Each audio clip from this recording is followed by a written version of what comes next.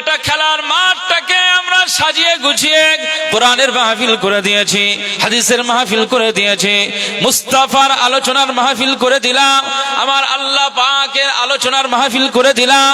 এ নবীর উম্মত উম্মতিরা, যদি আমরা কোরআনকে মহব্বত করি, কোরআনের আলোচনার মাহফিলে যদি আমরা ঢুকে যাই, কোরআনটাকে আমরা মহব্বতের সঙ্গে যদি শুনি, আমার আল্লাহ পাক কোরআনুল কারীমের সূরা আনফালে জানিয়ে দিয়েছেন, ইযা তুলিয়াত আলাইহিম আয়াতুহু যাদাতুহুম ঈমানা।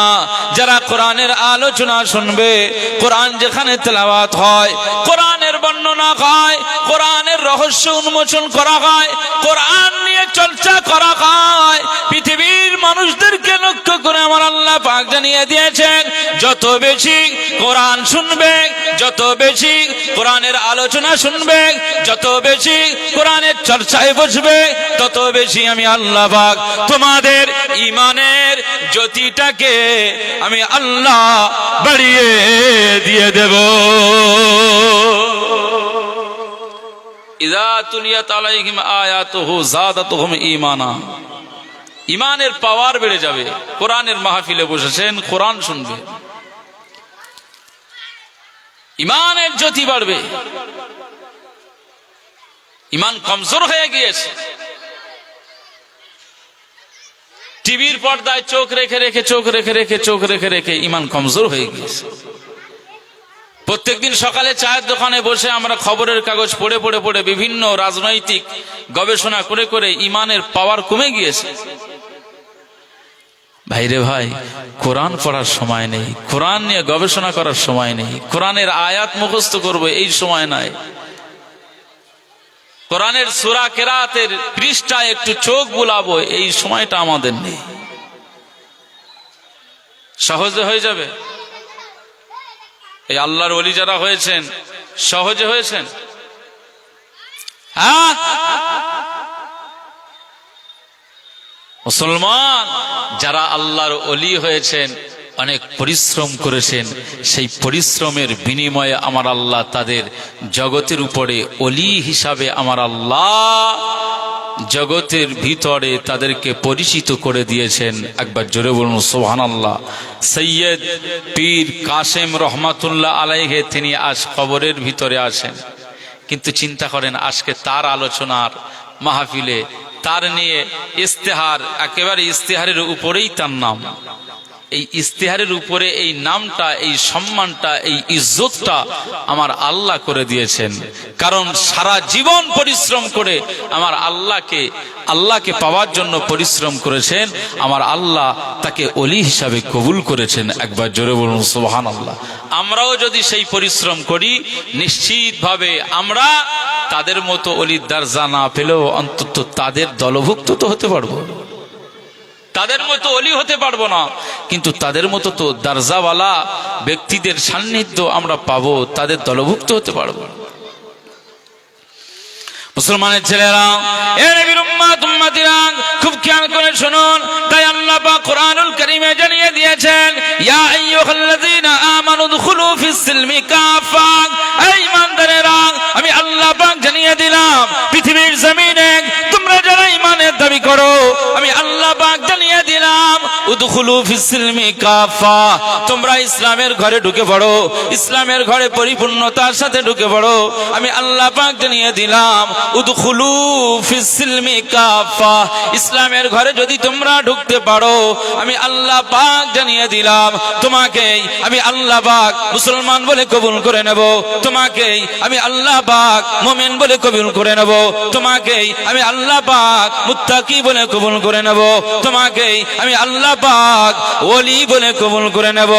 এ আমার ঈমানদার বান্দারা, আমি আল্লাহ পাক জানিয়ে দিলাম, ইসলামটা আমি আল্লাহ তোমাদের জন্য দান করে দিলাম। ইন্নাদ দীনা ইনদাল্লাহিল ইসলাম।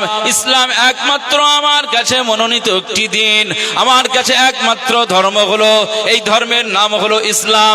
যারা ইসলাম পন্থী, যারা ইসলামের অনুসারী, আমি আল্লাহ পাক জানিয়ে দিলাম, কিছুটা ছাড়লেন, কিছুটা ধরলেন, কিছুটা মানলেন, কিছুটা ছাড়লেন, এইভাবে চললে আমি আল্লাহ মুসলিম বলে তোমাকে কবুল করব না, মুমিন বলে কবুল করব না, মুত্তাকি বলে কবুল করব না।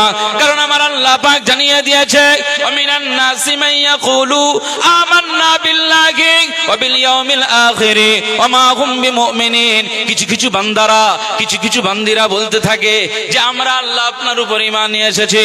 কিছু কিছু বান্দারা বলতে থাকে আল্লাহ পাক আমরা আপনার আখিরাতের প্রতি ঈমান নিয়ে এসেছি।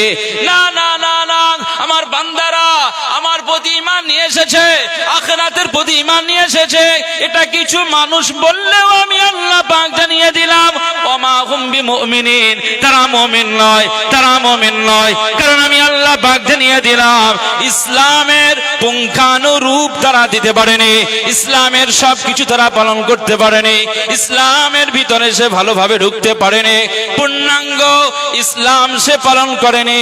যার জন্য আমি আল্লাহ পাক তাদেরকে মুসলমান বলে কবুল করি নাই। এ নবীর উম্মত উম্মতিরা, এজন্য খুব খেয়াল করে শুনতে হবে আর খেয়াল করে আমাদেরকে আমলে বাস্তবায়ন করতে হবে।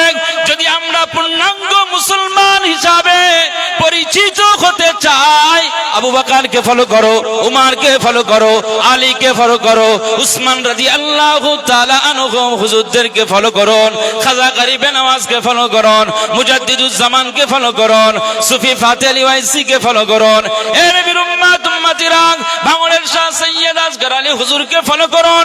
তারা যেমন জিন্দেগি কাটিয়েছে ঠিক তেমনি ভাবে যদি আমরা জিন্দেগি পরিচালনা করতে পারি, তাহলে আমার আল্লাহ পাক আমাদেরকেও মুসলমান বলে ওলি বানিয়ে দেবে।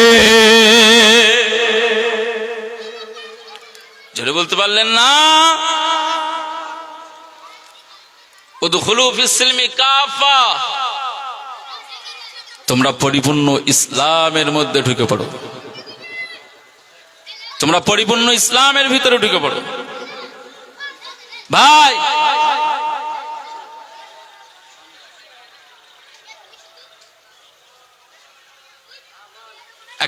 একটা দৃষ্টান্ত দেব আপনাদের, উদাহরণ দেব আপনাদের। এখন আমার বিয়ে হচ্ছে, ধরুন আমি বক্তা আব্দুল মোনাইম, আমার বিয়ে হচ্ছে। যার বিয়ে হয় সে হয় দুলহা, যার বিয়ে হয় সে কি? দুলহা, মানে সেদিন বাদশাহ।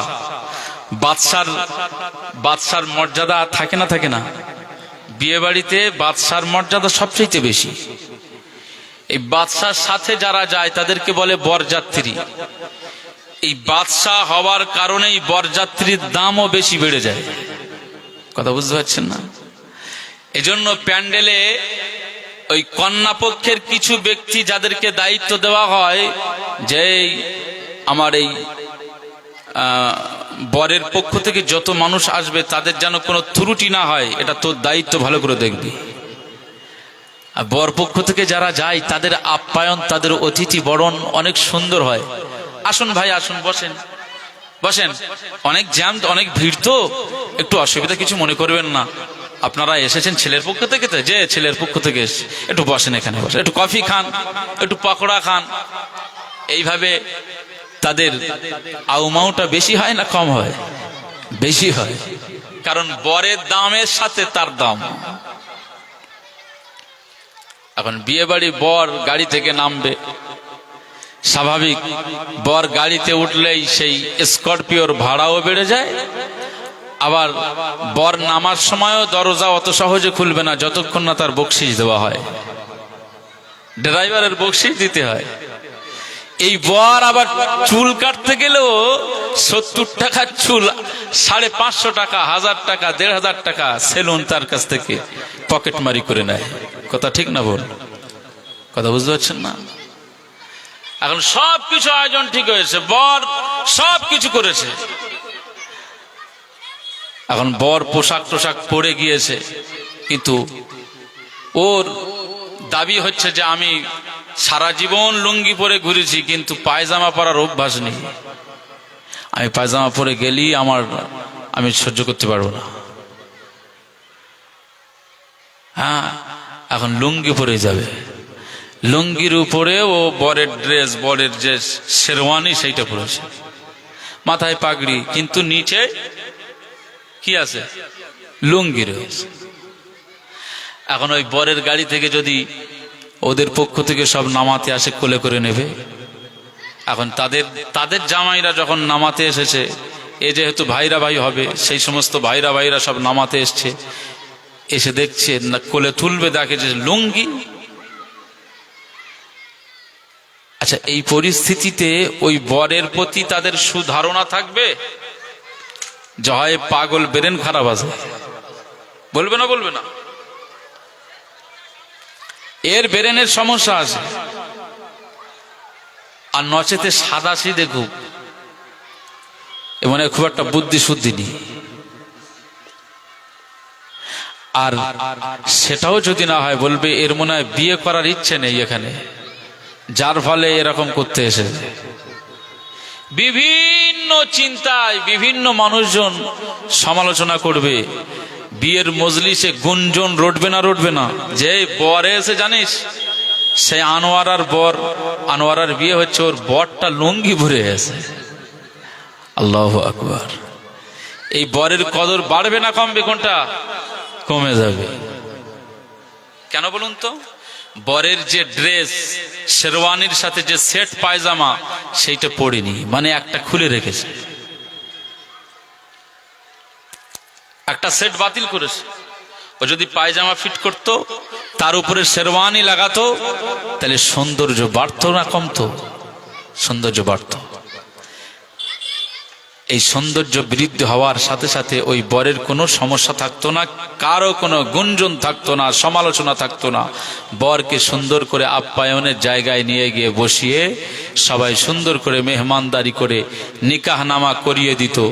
তো আজকে মনে রাখতে হবে, আজ আমরা যারা মুসলমান যদি মনে করি যে আমরা মুসলমান, অথচ আমাদের ওই বরের মতো পায়জামা নেই, লুঙ্গি পরে ঘুরতেছি, তার মানে আমাদের ইসলামের সব কিছু আমরা জেনে বসে রয়েছি, মানি না, নামাজের জন্য তৈরি নাই, কোরআন পড়ি নাই। রোজার মাস আসতেছে, রোজার মাস, দিনের বেলা বিড়ি সিগারেটের টান, মাথা খারাপ, চলবে না।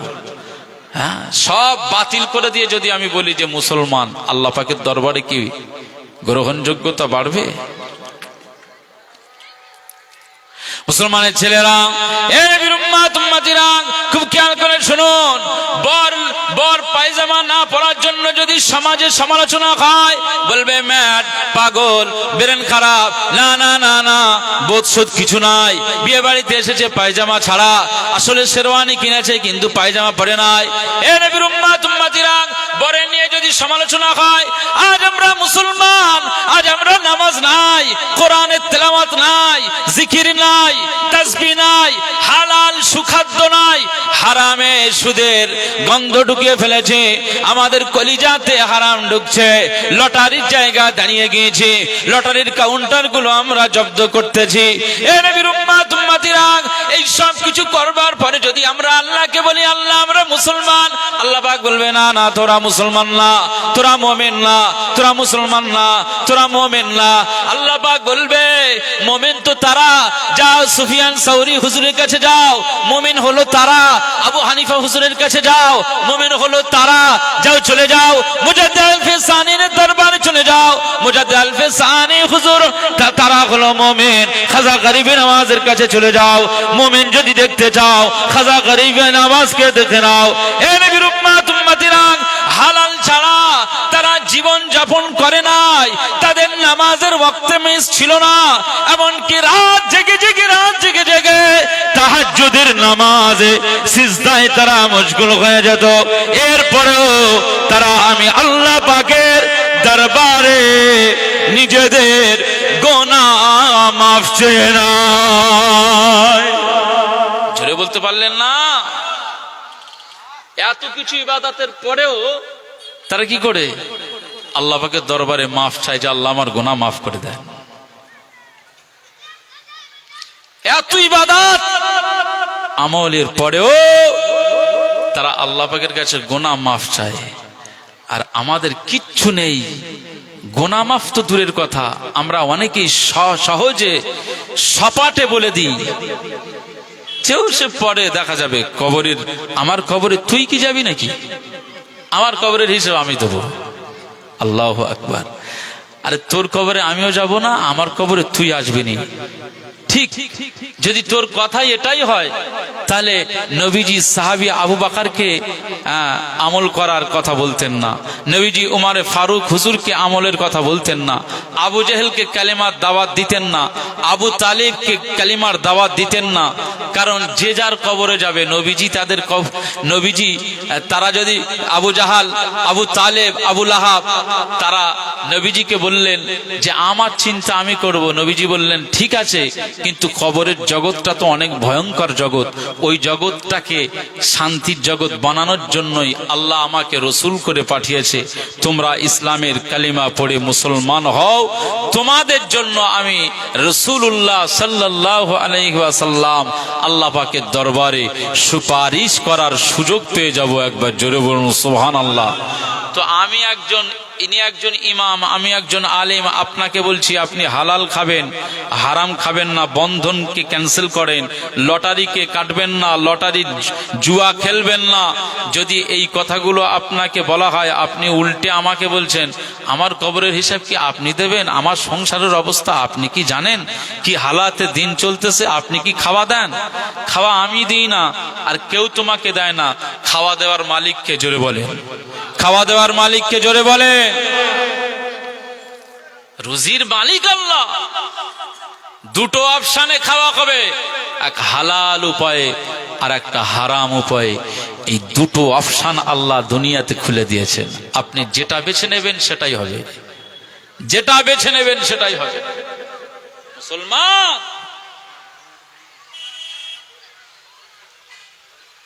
খুব সাবধানে চলতে হবে। সহজে মুসলমান হওয়া যাবে না, অনেক পরিশ্রম করতে হবে। মুসলমানের ছেলেরা, এই নবীর উম্মত উম্মতিরা, খুব খেয়াল করে শুনুন। আমার আল্লাহ পাক বললেন তাই উদখুলু ফিস সিলমি কাফা, পরিপূর্ণ ইসলামের ঘরে ঢুকে পড়ো। ইসলামকে আস্তে আস্তে সুন্দর করে সাজিয়ে ফেলো, কখনো নামাজ দিয়ে, কখনো তাসবিহ দিয়ে, কখনো জিকির দিয়ে, কখনো কোরআন তেলাওয়াত দিয়ে, কখনো মানুষের দান খায়রাত করে, দান সদকা করে, না বাপ মায়ের খিদমত করে, যাকাত দিয়ে, আমি আল্লাহর সিজদা দিয়ে। তোমরা যদি ইসলামের ঘরটাকে সৌন্দর্য করতে পারো, আমি আল্লাহ পাক জানিয়ে দিলাম তোমরা যেমন ইসলামের ঘরটা সৌন্দর্য করেছো, আমি আল্লাহ পাক তোমাদের জন্য জান্নাতটাকেও সৌন্দর্য করে রেখেছি। এই নবীর উম্মত উম্মতিরা, এই জান্নাত পাওয়ার আশায় সাহাবীরা কেঁদে জারেজার হতেন। জাহান্নামের থেকে বাঁচার জন্য সাহাবীরা কেঁদে জারেজার হতেন। একজন সাহাবী, মুরব্বী সাহাবী, বয়স হয়ে গিয়েছে, জীর্ণ শীর্ণ হয়ে গিয়েছে, মুস্তাফা কামলিওয়ালার দরবারে এসেছেন। একেবারে জীর্ণ শীর্ণ অবস্থায় আল্লাহ নবী দিন ও দুনিয়ার বাদশাহ হাবিবুল্লাহকে, নবী জনাবে মুহাম্মদ রাসূলুল্লাহকে সাল্লাল্লাহু আলাইহি ওয়াসাল্লাম ওই সাহাবীকে লক্ষ্য করে বললেন, আয় আমার সাহাবী, তোমার শরীরের কন্ডিশন তো এমন হয়ে গিয়েছে, এত জীর্ণ শীর্ণ হয়ে গেলে, আমার সাহাবী, পৃথিবীর জমিনে তোমার শরীরের কন্ডিশন, শরীরের অবস্থাটা এমন কেন হয়ে গিয়েছে? জীর্ণ শীর্ণ, একেবারে পাখির ছানার মতো হয়ে গিয়েছে। এ নবীর উম্মত উম্মতিরা, খুব খেয়াল করে শুনুন। ওই সাহাবীটি আল্লাহ নবী দিন ও দুনিয়ার বাদশাহ হাবিবুল্লাহকে, নবী জনাবে মুহাম্মদ রাসূলুল্লাহকে সাল্লাল্লাহু আলাইহি ওয়াসাল্লামকে লক্ষ্য করে বলেছিল, ইয়া রাসূলুল্লাহ, ইয়া হাবিবাল্লাহ, এই পৃথিবীর জমিনে আমার বয়স হয়ে গিয়েছে, তাই আমার শরীরের পজিশনটা এমন হয়ে গিয়েছে। আল্লাহ নবী বললেন, হাল কুনতা তাদউল্লাহ বিশাইইন, তুমি কি আল্লাহ পাকের কাছে কোনো কিছু তামান্না করেছিলে? তুমি কি আল্লাহ পাকের কাছে কোনো দোয়া চাইতে? পৃথিবীর জমিনে তুমি কি কোনো আল্লাহ পাকের কাছে দোয়া চাইতে, যে দোয়ার কারণে আজ তোমার শরীরের হালটা এমন হয়ে গিয়েছে? এ নবীর উম্মত উম্মতিরা, সেই সময় ওই জীর্ণ শীর্ণ মুরব্বী সাহাবী, বয়স্ক সাহাবী, বৃদ্ধ সাহাবী আল্লাহ নবীকে লক্ষ্য করে বললেন, ইয়া রাসূলুল্লাহ, ইয়া হাবিবাল্লাহ, অবশ্যই পৃথিবীর জমিনে আমি আল্লাহ পাকের দরবারে চাইতাম, এই দোয়া বেশি বেশি করতাম, আল্লাহ পাক আখিরাতে আমার শাস্তি হবে, আমি যা পাপ করেছি, আমি যা গুনাহ করেছি, আমি যা অন্যায় করেছি, আমার এই গুনাহের কারণে, আমার এই পাপের কারণে আখিরাতে আমার শাস্তি হবে। আখিরাতে আমার যে শাস্তিটা পাওনা রয়েছে, আল্লাহ পাক সেই আখিরাতে আখিরাতের শাস্তিটা আমাকে দুনিয়াতে দিয়ে দিন, দুনিয়ায় সেই শাস্তিটা আমি পেয়ে যাই, আমি আখিরাতে শাস্তি নিতে চাই না। এ নবীর উম্মতিরা, সেই সময় বৃদ্ধ সাহাবী, জীর্ণ শীর্ণ সাহাবী মুস্তাফা কামলিওয়ালাকে বলতে লাগলেন, ইয়া রাসূলুল্লাহ, ইয়া হাবিবাল্লাহ, আমি আখিরাতের শাস্তি সহ্য করতে পারবো না, কবরের শাস্তি সহ্য করতে পারবো না, সেই আযাব সহ্য করতে পারবো না। তাই দুনিয়াতে আমি আল্লাহ পাকের দরবারে বেশি বেশি দোয়া করি, আল্লাহ আখিরাতের শাস্তিটা দুনিয়ায় দিয়ে দিন, আমি দুনিয়ায় সেই শাস্তিটা পেয়ে যাই, আখিরাতে যেন আমার কোনো হিসাব না দিতে হয়। মুসলমান, আখিরাতের শাস্তি মানে পরকালীন সময়ের যে শাস্তিটা, সেইটা আমি সহ্য করতে পারবো না। কারণ রসুল পাক মুস্তাফা কামলিওয়ালার জবান থেকে সাহাবীরা অনেক শাস্তির বর্ণনা শুনেছেন। কবরের ভিতরে সাপের বর্ণনা রসুল্লাহ বলেননি? তিন্নিন নামক এমন একটি সাপ আছে, যার শুধু একটি নিঃশ্বাস পড়বে দুনিয়াতে কোন তৃণলতা জন্মাবে না। একটা নিঃশ্বাসে যদি কিয়ামত পর্যন্ত সেই জায়গায় তৃণলতা না জন্মায়, তাহলে তার কত বিষের প্রভাব। মুসলমান, কবরের ভিতরের অনেক শাস্তির কথা রাসূলুল্লাহ বলেছেন। তো বৃদ্ধ এই সাহাবী, বয়স্ক এই সাহাবী বলছেন, ইয়া রাসূলুল্লাহ, ইয়া হাবিবাল্লাহ, দুনিয়ায় আমার অনেক অপরাধ হয়েছে, অনেক শাস্তি, অনেক পৃথিবীতে অপরাধ করেছি, নাফরমানি করেছি, হয়তো আখিরাতে আমার আল্লাহ পাক শাস্তি হয়তো দেবেন। তো দুনিয়াতে আমি বেশি বেশি দোয়া চাই, আল্লাহ আমার আখিরাতে এই শাস্তিগুলো দেবেন না। এই যে শাস্তিগুলো আপনি আখিরাতে আমার জন্য রেখেছেন, সেই শাস্তিগুলো আল্লাহ আপনি আমাকে পৃথিবীর উপরেই দিয়ে দেন, আমি পরকালে সহ্য করতে পারবো না। জোরে বলবেন না সুবহানাল্লাহ। সাহাবীর চিন্তাটা ভালো ছিল না খারাপ? ভালো চিন্তা না? সাহাবীর চিন্তাটা ভালো ছিল। আমরা অনেকেই বলে থাকি যে আমার হিসেব তুই দিবি, কবরে আমি জবাব দেবো, যেন জবাবটা সহজ হয়ে গিয়েছে। আল্লাহ নবী বললেন, এই সাহাবী শোনো, সাহাবী তুমি এই যে দোয়াটা করো, এই দোয়াটা তো এইভাবে দোয়া করবে না। তুমি জানো তুমি যে দোয়াটা করছো, এই দোয়াটার প্রতিফল আজকে তোমার শরীর দেখার হাল নেই, জীর্ণ শীর্ণ হয়ে গিয়েছে। না, তুমি এইভাবে দোয়া চাইবে না, কারণ আখিরাতের শাস্তিও যদি আমার আল্লাহ দুনিয়াতে দেয়, তুমি যদি দুনিয়াতেও চেয়ে নাও, আর আল্লাহ পাকের সেই শাস্তি যদি দুনিয়াতে চলে আসে, তুমি সেটাও সহ্য করতে পারবে না।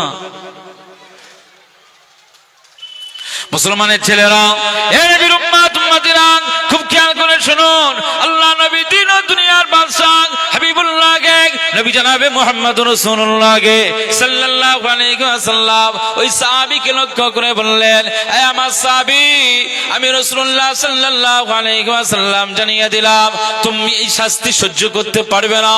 আমার আল্লাহ পাক যদি দুনিয়াতে এই শাস্তিটা দিয়ে দেয়, এই আযাবটা দিয়ে দেয়, সেটাও তুমি সহ্য করতে পারবে না। হে আমার সাহাবী শোনো, আমি রাসূলুল্লাহ সাল্লাল্লাহু আলাইহি ওয়াসাল্লাম তোমাকে একটা দোয়া শিখিয়ে দিচ্ছি, এই দোয়াটা বেশি বেশি চাইবেন, এই দোয়াটা বেশি বেশি চাইবেন। আমার আল্লাহ পাক যদি তোমার দোয়াটা কবুল করে নেয়, দুনিয়াও কোনো শাস্তি দেবে না, আখিরাতেও কোনো শাস্তি দেবে না।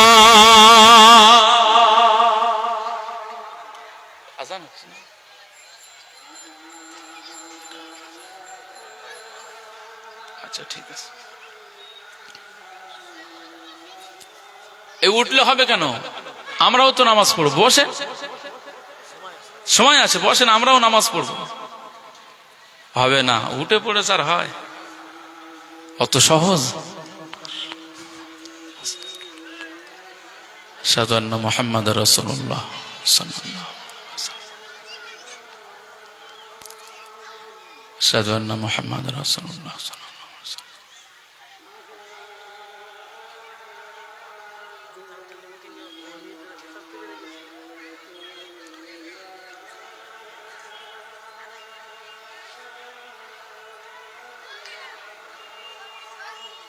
আশহাদু আন্না মুহাম্মাদার রাসূলুল্লাহ সাল্লাল্লাহু আলাইহি ওয়াসাল্লাম।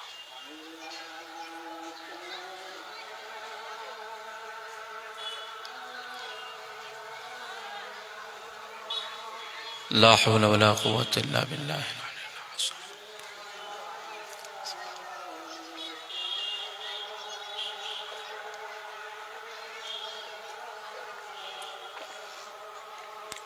لا حول ولا قوة إلا بالله.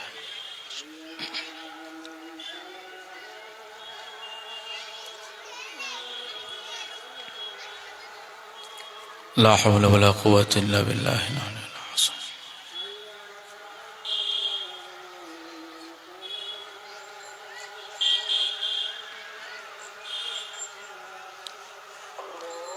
لا حول ولا قوة إلا بالله العلي العظيم.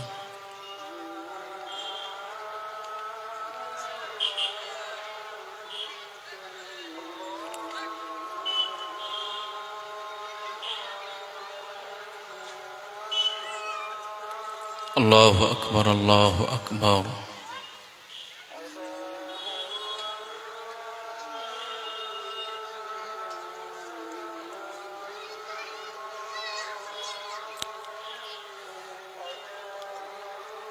لا إله إلا الله. اللهم صل على سيدنا محمد النبي الأمي وآله وصحبه وسلم.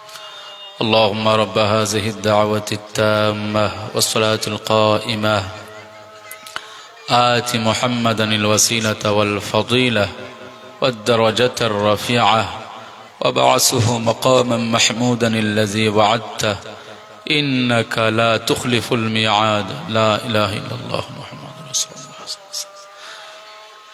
একটু মহব্বতের সঙ্গে দরুদ শরীফ। আল্লাহুম্মা সাল্লি আলা সাইয়্যিদিনা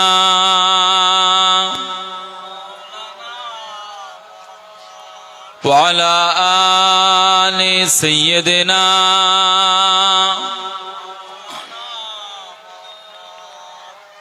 প্রথমে আমি বলি আপনাদের, নামাজ আমরা সবাই পড়বো ইনশাআল্লাহ। কথা বুঝতে পারছেন না?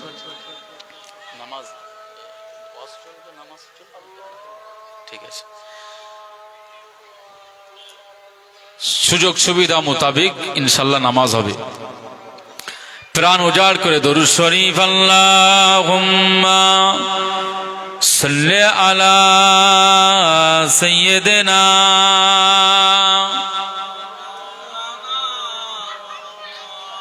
ওয়া আলা আলি সাইয়্যিদিনা।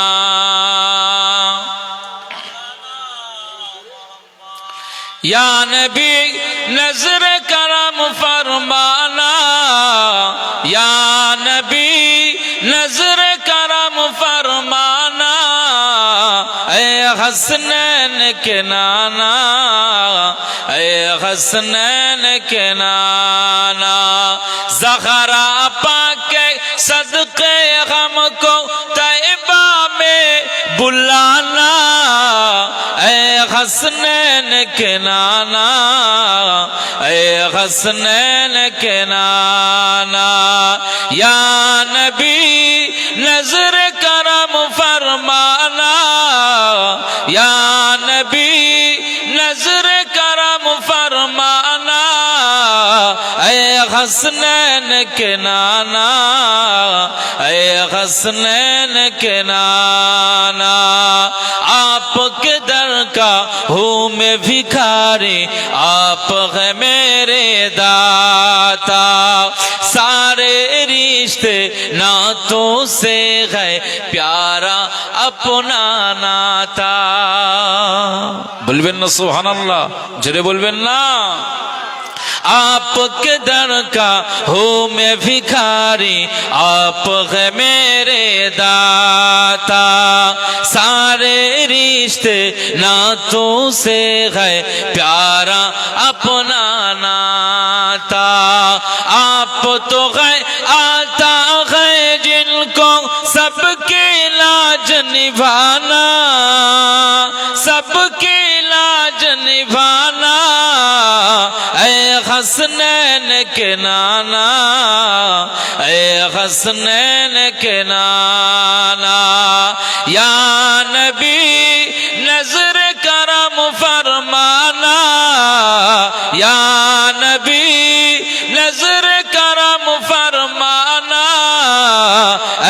हसनैन के नाना, ए हसनैन के नाना, ज़हरा पाके सदके हमको तैबा में बुलाना, ए हसनैन के नाना, ए हसनैन के नाना। बेसाया है लेकिन दो जग पर है आपका साया, अर्शे मुअल्ला बना मुहल्ला, दीद को रब ने बुलाया। जरे बोलबेन ना। बेसाया है लेकिन दो जग पर है आपका साया, अर्श मुअल्ला बना मुहल्ला, दीद को रब ने बुलाया। हशर तलक ना होगा किसी का ऐसा आना जाना, ऐसा आना जाना, ऐ हसनैन के नाना, ऐ हसनैन के नाना। या नबी नजर करम फरमाना, या नबी नजर करम फरमाना, ऐ हसनैन के नाना, ऐ हसनैन के नाना। ज़हरा पाके सदके हमको तैबा में बुलाना, ऐ हसनैन के नाना, ऐ हसनैन के नाना। अल्लाहुम्मा सल्ली अला सय्यिदिना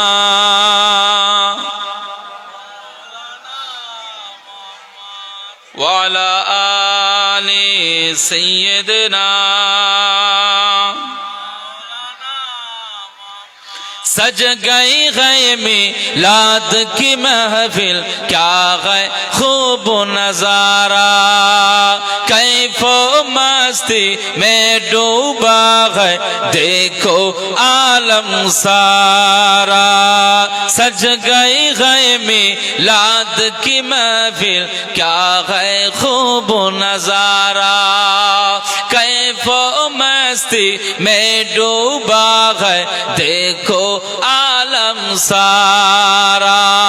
ढूंढ रही है आपकी रहमत, ढूंढ रही है आपकी रहमत, बख्शिश का बहाना, ऐ हसनैन के नाना, ऐ हसनैन के नाना।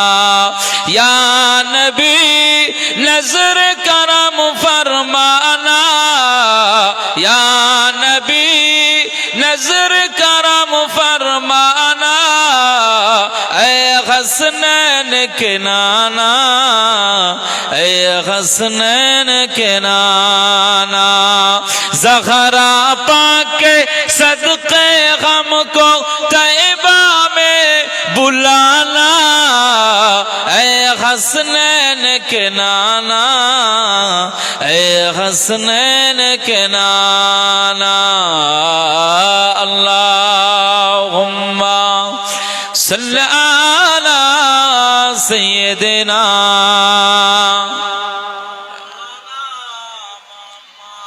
वाला आले सय्यिदिना।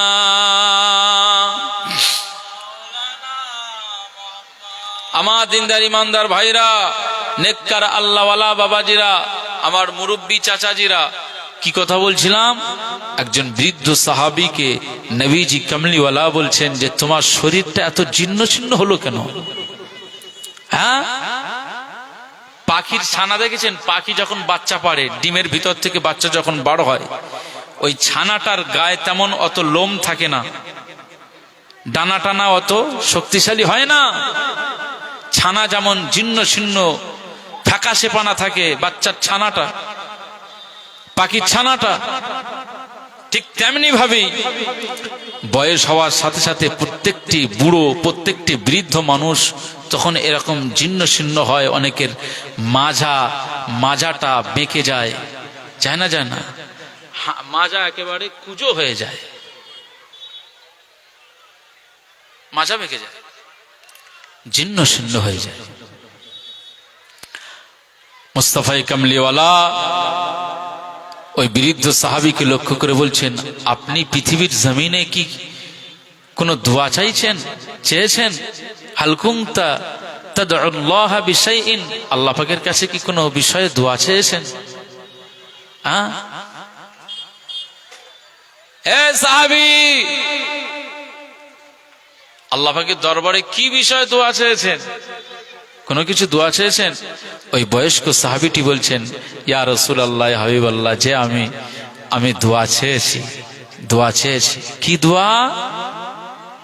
না, আমি আমার জীবনে অনেক গুনাহ করে ফেলেছি, আখিরাতে সেই গুনাহের কারণে আল্লাহ আযাব দেবেন, আমি সহ্য করতে পারবো না। মুসলমানের ছেলেরাও, এ নবীর উম্মত উম্মতিরা, খুব খেয়াল করে শুনুন, মালিক কারীম আযাবে কবরকে যদি কোন ব্যক্তির জন্য জারি করে দেয়, ওই ব্যক্তিটা কবরে আযাব সহ্য করতে পারবে না। আল্লাহ নবী দিন ও দুনিয়ার বাদশা হাবিবুল্লাহকে, নবী জনাবে মুহাম্মদ রাসূলুল্লাহকে সাল্লাল্লাহু আলাইহি ওয়াসাল্লাম পাক জবানে জানিয়ে দিয়েছে, হে আমার সাহাবীরা, আমি রাসূলুল্লাহ সাল্লাল্লাহু আলাইহি ওয়াসাল্লাম জানিয়ে দিলাম, পৃথিবীতে কোন ব্যক্তি পৃথিবীর জমিন থেকে বেরিয়ে এসেছে, কবরে চলে গেল, আমার আল্লাহ তাকে যদি কবরে পাকড়াও করে, কবরে শাস্তি দেয়, ও কবরে আযাব সহ্য করতে পারবে না। আমি কামলিওয়ালা তোমাদের নবীজি জানিয়ে দিলাম, অবশ্যই পৃথিবীর জমিনে তোমরা বেশি বেশি এই আযাবে কবর থেকে নাজাতের দোয়া চাও। আল্লাহুম্মা ইন্নী আউযু বিকা মিন আযাবিল কবরি ওয়া আউযু বিকা মিন ফিতনাতিল মাসিহিদ দাজ্জাল। আল্লাহ পাক, আমার কবর আযাব থেকে আপনি হেফাজত করে দেন। এইভাবে দোয়া চাও, আল্লাহুম্মা ইন্নী আউযু বিকা মিন আযাবিল কবরি ওয়া আউযু বিকা মিন ফিতনাতিল মাসিহিদ দাজ্জাল। আল্লাহ দাজ্জালের ফিতনা থেকে রক্ষা করুন, কবরের আযাব থেকে রক্ষা করুন। তাহলে দুইটা বিষয় এখানে করা হয়েছে। কামলিওয়ালা বলে দিয়েছেন, এক কবরের আযাব, সেটা যেমন মানুষ সহ্য করতে পারবে না, ঠিক তেমনি ভাবে দাজ্জালের ফিতনাটাও মানুষ সহ্য করতে পারবে না। দাজ্জাল যে সময় ফিতনা শুরু করে দেবে, ওই সময় মানুষ ঈমান খারাপ হয়ে যাবে, ঈমান রাখতে পারবে না। এজন্য কামলিওয়ালা বলে দিয়েছেন, হে আমার সাহাবীরা, আমি রাসূলুল্লাহ সাল্লাল্লাহু আলাইহি ওয়াসাল্লাম জানিয়ে দিলাম, বেশি বেশি আল্লাহ পাকের দরবারে এই দোয়াটা করো, আল্লাহুম্মা ইন্নী আউযু বিকা মিন আযাবিল কবরি ওয়া আউযু বিকা মিন ফিতনাতিল মাসিহিদ দাজ্জাল। আল্লাহ, কবরের আযাব থেকে আমাদেরকে হেফাজত করুন, আমাকে হেফাজত করুন। আশ্রয় চাইছি আপনার কাছে, আর দাজ্জালের ফিতনা থেকে আমাকেও আল্লাহ হেফাজত করে দিন। কবরের আযাব অনেক কষ্ট, কবরের আযাব অনেক শক্ত, কথা ঠিক না ভুল? আরে মাটি চাপা দিয়ে আসলাম, আর কিছু দেখতে পাই নাকি? মাটি চাপা দিয়ে আসলাম, তার ভিতরের দৃশ্য আর আমরা দেখতে পাই নাকি? তবে পৃথিবীতে বহু মানুষ কবরের আযাব সচক্ষে দেখেছে, বহু আল্লাহর ওলিরা কবরের আযাব দেখেছে। আল্লাহ নবী দিন ও দুনিয়ার বাদশা হাবিবুল্লাহ নবী জনাবে মুহাম্মদুর রাসূলুল্লাহ সাল্লাল্লাহু আলাইহি ওয়াসাল্লাম, তিনি কবরের আযাব দেখেছে। মদিনার রাস্তা দিয়ে যাচ্ছেন, পাশেই একটা কবরস্থান, রাস্তার পাশে আল্লাহ নবী কবরের কাছে দাঁড়িয়ে পড়লেন, রাস্তা দিয়ে যেতে যেতে কবরের কাছে দাঁড়িয়ে পড়লেন। আল্লাহ নবী আমাদের হাবিবুল্লাহ নবী জনাবে মুহাম্মদুর রাসূলুল্লাহ সাল্লাল্লাহু আলাইহি ওয়াসাল্লাম কবরের কাছে দাঁড়িয়ে পড়লেন। সাথে একজন সাহাবী ছিলেন, আল্লাহ নবীর সাহাবী। বললেন, হুজুর আপনি দাঁড়িয়ে গেলেন? না, আল্লাহ নবী বলছেন, এই কবরস্থানের জায়গায় দুইটা কবরে ভীষণ আযাব হচ্ছে, কবরের আযাব সহ্য করতে পারছে না তারা। তারা কবরের ভিতরে চিৎকার দিচ্ছে। ওই যে আপনাদের পাশে ডেকে দেন তিনি, এই ছেলে, এই দুজন এত সকালে আপনারা এরকম করতেছেন কেন? হ্যাঁ, এখানে ঘুম পাড়ানোর দোয়া তো বলা হয়নি, কবরের আযাব থেকে মাফের দোয়া চাওয়াচ্ছে। আল্লাহু আকবার। যাক, সারাদিন পরিশ্রম করা মানুষ তো একটু হয়, হ্যাঁ খুব পরিশ্রম করা। আমি খারাপ নেবেন না ভাইজান, তবে একটা জিনিস হচ্ছে, আজকে এই মাহফিলে আমরা বসেছি আল্লাহ তাআলার সন্তুষ্টির লক্ষ্যে। যেমন নিজের সংসারের জন্য সারাদিন হাড় ভাঙা খাটনি খাটি, আখেরাতের নাজাতের জন্য এই জায়গায় বসেও পরিশ্রমের চোখের পাতা খুলে রাখতে হবে না? হবে না? এটাও আল্লাহ তাআলা নাজাতের জায়গা করে দেবে।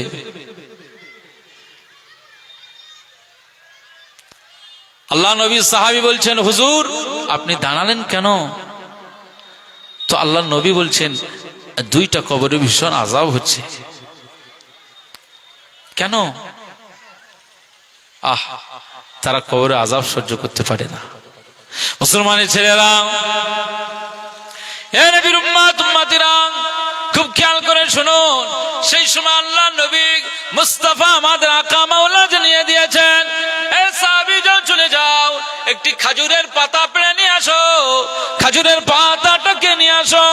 খাজুরের পাতা পেড়ে আনা হলো, খাজুরের ডাল পেড়ে আনা হলো, খাজুরের ডাল কেটে আনা হলো। আল্লাহ নবী ওই খাজুরের ডালটাকে দুভাগ করতে বললেন। খাজুরের ডালটা দুভাগ করে দিলেন। খাজুরের ডাল যখন দুভাগ হয়ে যায়, খাজুরের ডাল যখন দুভাগ হয়ে যায়, দুইটা খাজুরের পাতার দুইটা ভাগটাকে আল্লাহ নবী দুইটা খাজুরের ওই অংশটাকে দুইটা কবরে পুঁতে দেন। দুইটা কবরে পুঁতে দেন। আল্লাহ নবী যখন দুইটা কবরে খাজুরের ডালটাকে পুঁতে দেন, দুইটা ডাল যখন পুঁতে দেন, তখন আমার ওই সাহাবী আল্লাহ নবীকে বলতে লাগলেন, ইয়া রাসূলুল্লাহ গে, ইয়া হাবিবাল্লাহ, আপনি খাজুরের ডালটা দুই কবরে কেন পুঁতে দিলেন?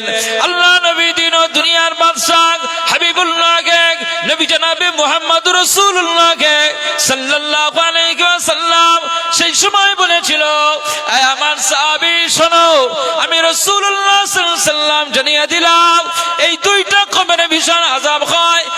একজন ব্যক্তির কবরে আযাব হয় যে পৃথিবীর জমিনে চলাফেরা করেছে, পৃথিবীর জমিনে চলাফেরা করেছে।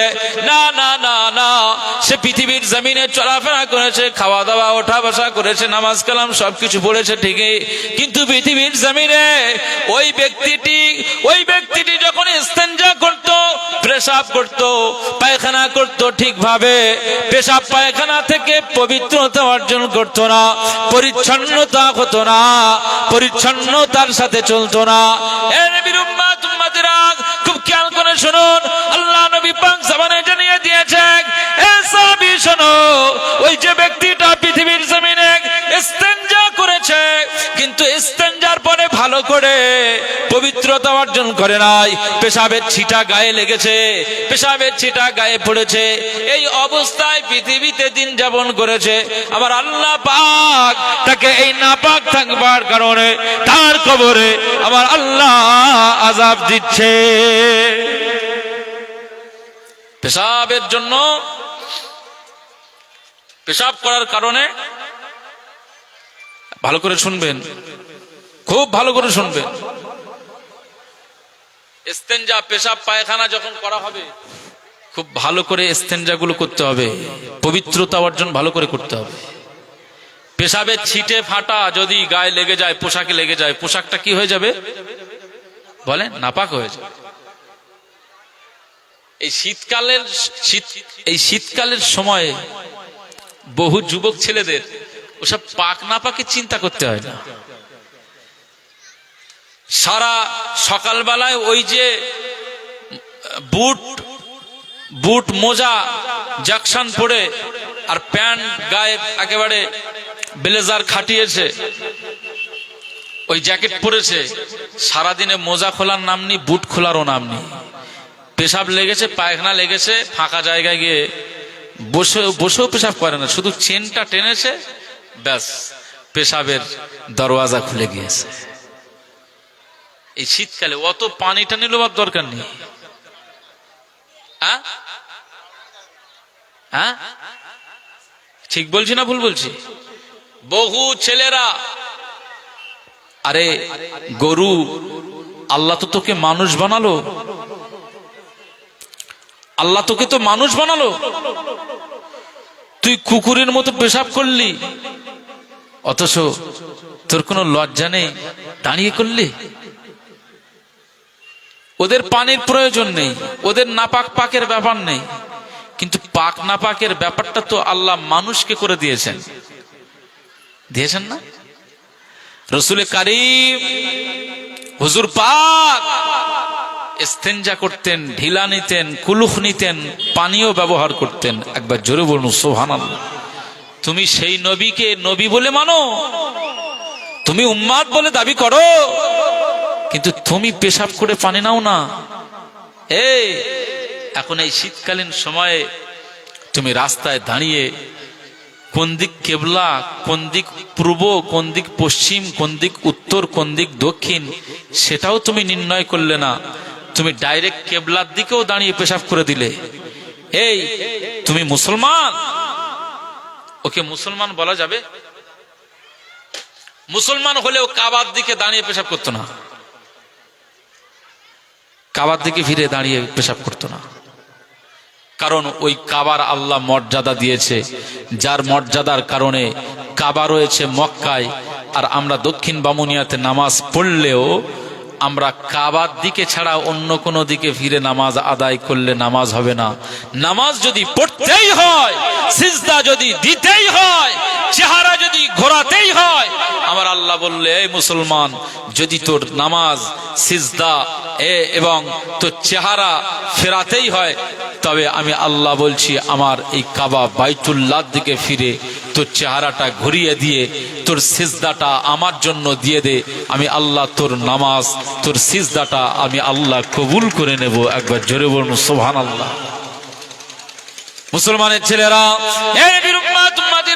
খুব খেয়াল করে শুনুন, যে কাবার দিকে, যে কিবলার দিকে আমরা নামাজ আদায় করি, যেদিকে সুবহান রাব্বিয়াল আলা পড়ি, যেদিকে ফিরে আমরা সিজদা দিই, যেদিকে ফিরে আমরা মাথা রুকু করে দিয়ে দিই, সুবহান রাব্বিয়াল আযীম পড়ি, সুবহান রাব্বিয়াল আলা পড়ি, আমরা রুকু করি, সিজদা দিই, আমরা যদি কাবাটাকে এত মর্যাদা দিতে পারি, মুসলমানের ছেলে শোনো, তুমি সেই কাবার দিকে ফিরে দাঁড়িয়ে পেশাব করো, দাঁড়িয়ে ইস্তেঞ্জা করো, দাঁড়িয়ে তুমি পেশাব করা শুরু করে দিয়েছো, আমার কাবার সম্মান তুমি ক্ষুণ্ণ করতেছো। নবীর উম্মত উম্মতিরা, আল্লাহ নবী দিন ও দুনিয়ার বাদশা হাবিবুল্লাহকে, নবী জনাবে মুহাম্মদুর রাসূলুল্লাহকে সাল্লাল্লাহু আলাইহি ওয়াসাল্লাম তাই আমাদেরকে লক্ষ্য করে বললেন, জীবনে কোনোদিন তোমরা কাবার দিকে ফিরে ইস্তেঞ্জা করবে না, পেশাব পায়খানা করবে না। আমি রাসূলুল্লাহ জানিয়ে দিলাম, যদি তুমি কাবার দিকে ফিরে ইস্তেঞ্জা করো, আমার আল্লাহ তোমাকে ক্ষমা করবে না। এ নবীর উম্মত উম্মতিরা, আল্লাহ নবী দিন ও দুনিয়ার বাদশা হাবিবুল্লাহকে, নবী জনাবে মুহাম্মদুর রাসূলুল্লাহকে সাল্লাল্লাহু আলাইহি ওয়াসাল্লাম আমাদেরকে সতর্ক করে দিয়েছেন, আমাদেরকে সাবধান বানিয়ে দিয়েছেন। তারপরেও আমাদের ঘরের ছেলে মেয়েরা কাবার দিকে ফিরে পেশাব করে, এটা গুনাহ হবে। এ নবীর উম্মত উম্মতিরা, আমাদের ঘরের এই জন্য টয়লেট গুলো দক্ষিণ উত্তরের দিকে মুখ করে সব টয়লেটের প্যান গুলো লাগানো আছে, যাতে আমরা কেবলার দিকে ফিরে আমরা পেশাব পায়খানা না করে। আজকে আমাদের ঘরের বাথরুম গুলো, টয়লেট গুলো, আমাদের এলাকাতে যে টয়লেট গুলো আমরা করে রেখেছি উত্তর দক্ষিণে করা আছে, কারণ কেবলার দিকে ফিরে যেন পেশাব পায়খানা না করা হয়, তাই আমরা এভাবে উত্তর দক্ষিণে করে রেখেছি। কিন্তু তুমি মুসলমান, শীতকালে পানি নেওয়ার ভয়ে, ঠান্ডা লাগবে বলে তুমি পেশাব করায় না গিয়ে রাস্তার ধারে দাঁড়িয়ে কেবলার দিকে ফিরে তুমি পেশাব করো, এর জন্য আমার আল্লাহ পাক তোমার কবরে আযাবের ব্যবস্থা করে রেখেছে, তৈরি হও। এ নবীর উম্মত উম্মতিরা, আল্লাহ নবী দিন ও দুনিয়ার বাদশা হাবিবুল্লাহকে, নবী জনাবে জনাবে মুহাম্মদ রাসূলুল্লাহকে সাল্লাল্লাহু আলাইহি ওয়াসাল্লাম পাক জবানে জানিয়ে দিয়েছে, আমার সাহাবী শোনো, আজকে যে কবরটায় আযাব হয়, পৃথিবীর জমিনে পেশাব করেছে কিন্তু পেশাবের ছিটে ফোঁটা গায়ে পড়েছে, পেশাব থেকে ভালো করে পাক হতো না, তাই আমার আল্লাহ পাক এই বান্দাটার কবরে ভীষণ আযাব দিচ্ছে।